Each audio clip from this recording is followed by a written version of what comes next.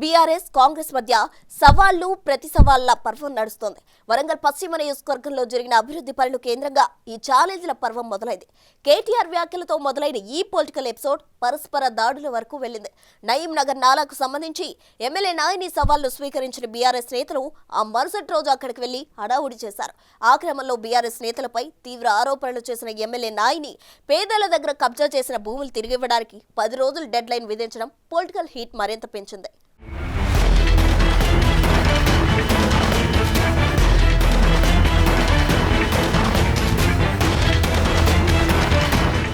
తెలంగాణలో హైదరాబాద్ తరువాత రెండవ కీలకమైన నగరం వరంగల్. అలాంటి సిటీ గత కొన్ని సంవత్సరాలుగా చిన్న వర్షానికి లోతట్టు ప్రాంతాలు జలమయమవుతూ కాలనీలన్నీ నీట మునుగుతున్నాయి. 2022లో కురిసిన వర్షాలకు వరంగల్ పశ్చిమ నియోజకవర్గంలోని సుమారు 38 కాలనీలు నీట మునిగి వేల మంది పునరావాస కేంద్రాలకు వెళ్లాల్సొచ్చింది.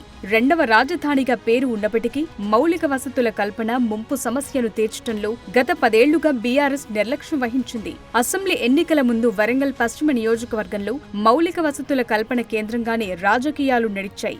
ఆ క్రమంలో ఎన్నికల్లో కాంగ్రెస్ పార్టీ అభ్యర్థి నాయని రాజేందర్ రెడ్డిని భారీ మెజార్టీతో గెలిపించారు హన్మకొండ ఓటర్లు.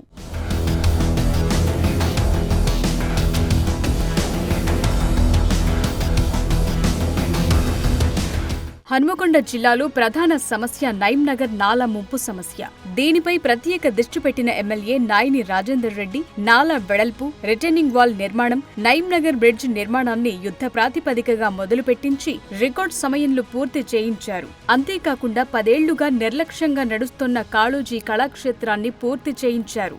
మొత్తంగా గత 10 ఏళ్ల నిర్లక్ష్యానికి 10 నెలల కమిట్మెంట్కు తేడా చూడండి అంటూ ప్రజల్లోకి వెళుతున్నారు ఎమ్మెల్యే నాయని రాజేందర్ రెడ్డి.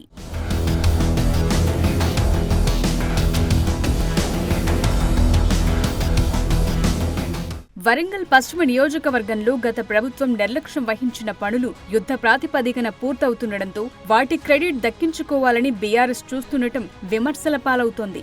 బీఆర్ఎస్ మాజీ ఎమ్మెల్యే వినయ్ భాస్కర్ పూర్తయిన పనులన్నీ తన హయాంలోనే జరిగినట్లు ప్రచారం చేయడం మొదలుపెట్టారు. అంతేకాకుండా హనుమకొండ జిల్లా సమీక్షా సమావేశంలో స్వయంగా కేటీఆర్ కీలక వ్యాఖ్యలు చేశారు. తమ ప్రభుత్వం చేసిన పనులను కాంగ్రెస్ ఎమ్మెల్యే తాను చేసినట్లుగా చెప్పుకుని పూలాభిషేకాలు చేసుకుంటున్నారని వ్యంగ్యంగా మాట్లాడారు. ఆ సందర్భంలో ఎమ్మెల్యేని వాడు వీడని ఏకవచనంతో సంబోధించడం వివాదాస్పదంగా మారింది. తెలంగాణలోనే అతిపెద్ద హాస్పిటల్ మా వరంగల్లో కట్టిరు మీరు 24 అంతస్తులల్లా చెప్పుకోకపోతిరి.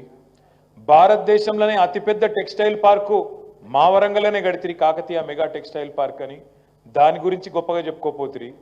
ఆఖరికి ఇన్ని ఐటీ కంపెనీలు తెస్తిరి, టెక్ మహీంద్రా, జెన్పాక్ లాంటి ఐటీ కంపెనీలు కూడా వరంగల్కి తెస్తిరి, చెప్పుకోకపోతిరి.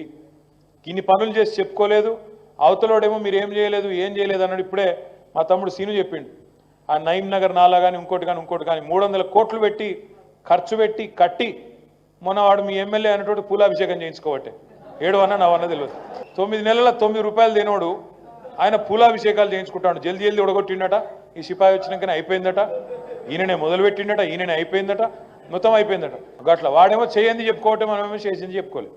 కేటీఆర్ వ్యాఖ్యలకు కౌంటర్ ఇచ్చిన ఎమ్మెల్యే నాయని రాజేందర్ రెడ్డి నయీం నగర్ నాలా పనులు ఎవరు చేశారో నిరూపించాలని ఛాలెంజ్ విసిరారు. 29వ తేదీన 10 గంటలకు నయీం నగర్ బ్రిడ్జ్ పైకి కేటీఆర్ వస్తే ఎవరిపై ప్రజలు రాళ్లు వేస్తారో, ఎవరిపై పువ్వులు వేస్తారో చూద్దామని సవాల్ విసిరారు. చెప్పినట్లుగానే నాయని రాజేందర్ రెడ్డి నయీం నగర్ బ్రిడ్జ్ పైకి స్థానికులతో కలిసి వెళ్లారు. కేటీఆర్ వ్యాఖ్యలను వ్యతిరేకిస్తూ కాంగ్రెస్ మహిళలు చీర, గాజులు సైతం తీసుకెళ్లి ఇష్టమొచ్చినట్లు మాట్లాడితే ఊరుకోమని కేటీఆర్ కు బీఆర్ఎస్ శ్రేణులకు హెచ్చరికలు జారీ చేశారు. బీఆర్ఎస్ శ్రేణుల కోసం ఎమ్మెల్యే నాయని గంట సేపు బ్రిడ్జ్ పై ఎదురు చూసినా వారు స్పందించలేదు.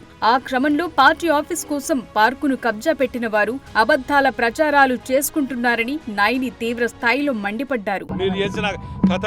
అసలు మీరు తల్లి లాంటి బీఆర్ఎస్ పార్టీ ఆఫీస్ అన్నది ఎవరికే గానీ ఏ పార్టీ ఆఫీస్ వారికి తల్లి లాంటిది అవుతుంది. దాన్నే కబ్జా పెట్టి ఇయాటి వరకు దానికి 7-8 ఏళ్లకెళ్ళి ₹1 ట్యాక్సీ కట్టకుండా నడుపుతున్నావు. దాన్ని ట్యాక్సీ కట్టకుండా మీ బతికి ఇది.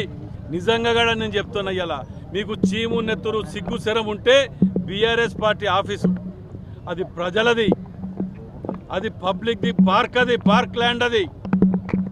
వెకేట్ చేసి పోవాలి. కోర్టు లోపల ఉన్నది కాబట్టి మేము కూడా దాని గురించి మాట్లాడకుండా ఓపిక పడుతున్నాం, దాని జోలికి పోకుండా. ఇవాళ నల్గొండ జిల్లా ఇయ్యలే 1,00,000 పెనాల్టీ వేసి ఇలాంటి పాపాలు చేసుకుంటా పొద్దుగా లేస్తే పోయి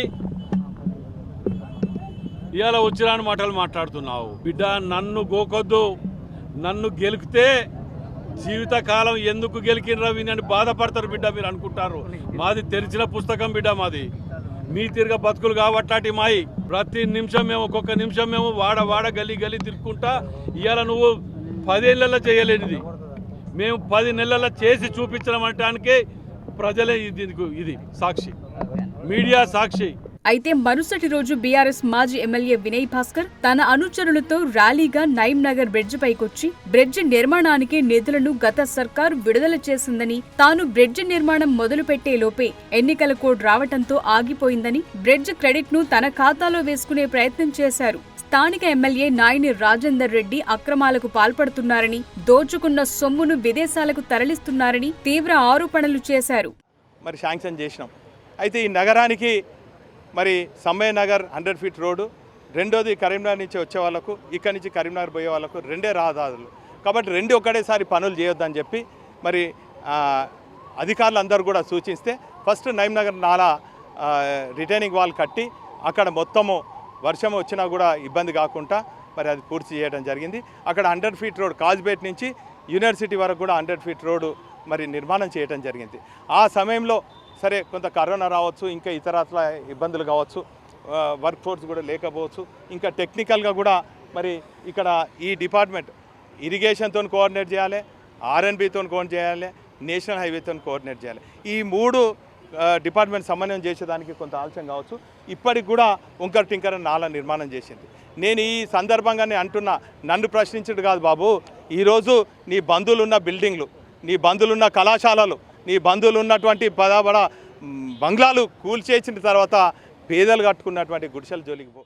ఈ క్రమంలో కాంగ్రెస్ శ్రేణులు సైతం బ్రిడ్జ్ వద్దకు చేరుకోవడంతో ఉద్రిక్తత నెలకొంది. కేటీఆర్ కు వ్యతిరేకంగా కాంగ్రెస్ శ్రేణులు నినాదాలు చేయగా, సీఎం కు ఎమ్మెల్యే నాయనికి వ్యతిరేకంగా బీఆర్ఎస్ శ్రేణులు నినాదాలు చేశారు. దాంతో 2 వర్గాలు ఒకరిపై ఒకరు దూసుకొచ్చి ఘర్షణకు దిగటంతో పోలీసులు ఎంట్రీ ఇచ్చి చెదరగొట్టారు. సుమారు గంట పాటు నయీం నగర్ బ్రిడ్జ్ వద్ద హైడ్రామా నడిచింది. చివరకు మాజీ ఎమ్మెల్యే వినయ్ భాస్కర్ ను పోలీసులు అరెస్టు చేయడంతో ఉద్రిక్తతకు తెరపడింది.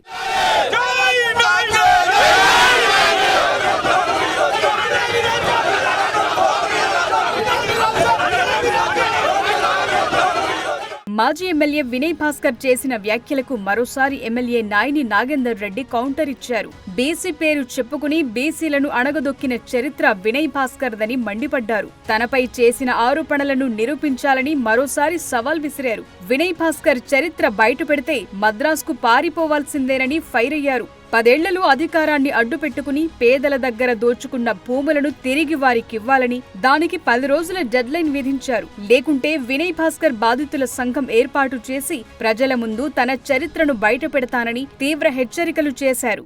భూమి అయితే పట్టుకపోడు కదా, ఓ రోజు వెనక ముందు చెయ్యనప్పుడు రోజు ఇదివరకు ఎట్లుండే అంటే 10, 20, 30, 100, 1000కి పెరిగినాయి. ఇప్పుడు 1000 నుంచి 800, 700, 600, 500లకు వస్తున్నాయి. వాటి పాపం పండారు తొందరనే ఉన్నా, అది కూడా పంట సర్వే అవుతున్నది, అన్నీ అవుతున్నాయి కదా.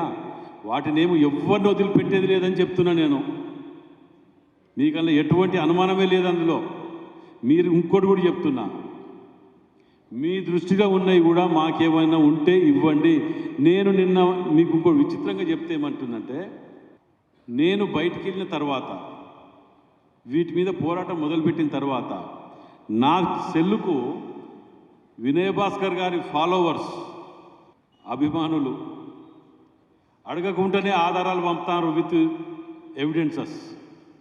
అన్న 2 నిమిషాలు టైం ఇది, చాలా చరిత్ర ఉన్నదన్న, విత్ ఎవిడెన్సెస్ పట్టుకొస్తామన్నా అని చెప్పి అంటారు. వారి బాధితుల గురించి కూడా సపరేట్ సెల్లు పెడదాం అనుకుంటారు, ఓ యూనియన్ ఫామ్ చేద్దాం అనుకుంటారు. దాన్ని నిజంగా కూడా ఆస్ట్రేలియాలో చూసినా నేను, వీరు బాధితులు నాకు తెలిసి అనిపిస్తాను, వీరు బాధితులు ఒట్టెత్తే సగం గెలిచినట్టున్నా నేను. 10 ఏళ్లు అభివృద్ధిని పట్టించుకోని బీఆర్ఎస్ నేతలు 10 నెలల కాంగ్రెస్ పాలనలో పనులు పూర్తి చేయగానే ఆ క్రెడిట్ తమ ఖాతాలో వేసుకోవాలని చేస్తున్న ప్రయత్నాలు బెడిసికొట్టాయనే చర్చ హన్మకొండలో జరుగుతోంది. అభివృద్ధి పనుల అంశం పక్కన పెడితే బీఆర్ఎస్ నేతల అవినీతి అక్రమాలను ఎమ్మెల్యే నాయిని ఒక్కొక్కటిగా బయటపెడుతుండటంతో ఎరక్కపోయి ఇరుక్కున్నామనే భావన బీఆర్ఎస్ శ్రేణుల్లో వ్యక్తమవుతోంది.